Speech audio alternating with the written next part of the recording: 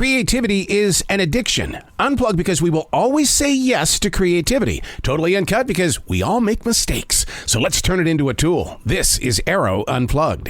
Hey, it's Arroe, and this is vocal defrag. Vocal defragging is asking the questions and then questioning the answers. I'm doing it vocally, but I also do it inside a journal, which I began in November of 2017. You don't know yourself. The reason being is because you don't ask yourself questions. What you do is you allow the mind to write stories and reactions to other people without ever knowing the truth behind it. The research that I put into human emotions is just through the roof. And the reason being is because I'm in the public eye, I'm out in the public at all times, and I want to be able to understand and have compassion for those that I come in contact with. I don't want to sit there and go, me. And so I ask the questions and I question the answers, and I do the same exact thing even when I'm in a conversation with the public. I show interest in their lives because when you start asking yourself questions, it kind of entices you or inspires you to want to learn about those people around you. I call it vocal defragging because we're doing it on a smartphone. I'm on what's called a transition walk through this beautiful forest in South Charlotte, North Carolina. A lot of amazing, brilliant things move through you when you put yourself inside a forest or on a city street when you're walking because your heart is pumping. You're breathing heavier. There's a lot more to you. And so it's like you're receiving all this stuff. But what are you going to do with it? Ask the questions, question the answers, get to know who you are. This is vocal defragging. A thought came to me this morning during my normal morning pages. Morning pages are those things that I learned how to do while studying the word of Julia Cameron and the artist way. 3 pages a day. Just let your subconscious mind just do its thing. Just let it happen.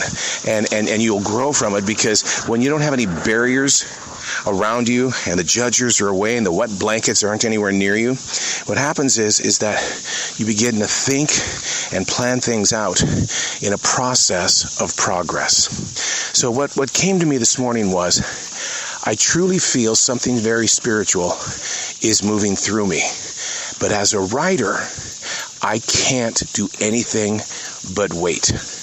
Because if I push words onto a page, I cannot call it universal. Whew. Yeah, have you had those moments? Universal, spiritual, godlike, whatever you want to call it. You know it's on the edge and it's tapping on your heart. But if I go and I start writing inside my journals what I think it is, well, assumption could come up and kick my ass. I don't want that to happen. What I want to do is know what it is. Will I find it on this transition walk? Will I find it when I get into the public eye and somebody will say something to me and I'll go, Jesus, that's it.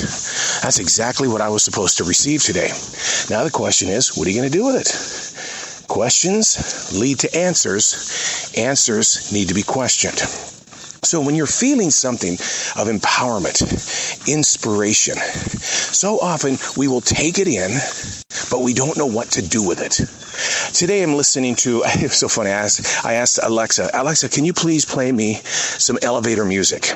Well, Alexa and elevator music, as I grew up listening to it, 2 completely different things. Elevator music was orchestrated music, like John Williams. And that was elevator music to me when I was a kid. Well, Alexa today gave me the style of elevator music that was jazz. Kenny G, Dave Koz. And for some reason, my heart needed to hear that. And so I wonder, when you receive something spiritual and you allow it to just tap on your heart, how do you react when it doesn't move into your heart? Do you put on your favorite songs? Do you ignore the emotion? Because if you ignore the emotion, you could be missing out on something very, very special. And it's like, oh, God, I had an idea this morning, but for the love of God, I don't remember it anymore. So what I try to do and what I'm trying to inspire you to do is that when you feel something of importance on the outside of your body and you know it's something that you could use as a tool, maybe not today, maybe in a week, a month, what you need to do is take a note. Write things down. Question why you think you're receiving this tapping on the heart. You may not know what it is right now, but it's on its way in.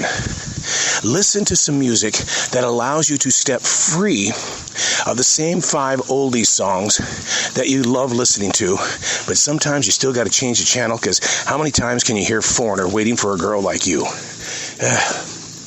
So put yourself in a moment of maybe meditation. My meditation is Nidra. Boy, if you ever want to get inside the mind, body, and soul in ways that nobody else and nothing else is going to offer, please study Nidra. Don't just do Nidra. What I'm inviting you to do is study Nidra. Get the books, understand what it is, understand the different layers that you're going to move through, and more importantly, the moods that you're going to be introduced to, and you're going to go, oh my God, I never thought about that. I guess I really do deal with that. So that's the problem with today's processing, is the fact that we don't know where we're going to go when we need to do it. And so what we have to do is that we have to be able to stand up and allow ourselves to grow. But how often do you get that moment in your heart where it says, I don't want to grow. I like the way I am right now. I don't want to change. Well, sadly, the human body was designed to do exactly that, to change. We're supposed to be evolving. And when you ignore what you're evolving with, that's when we have challenges. That's when we have bad days. That's when we look at each other in the mirror and we go, no, I don't like you today. I'm going to find a different shirt to wear.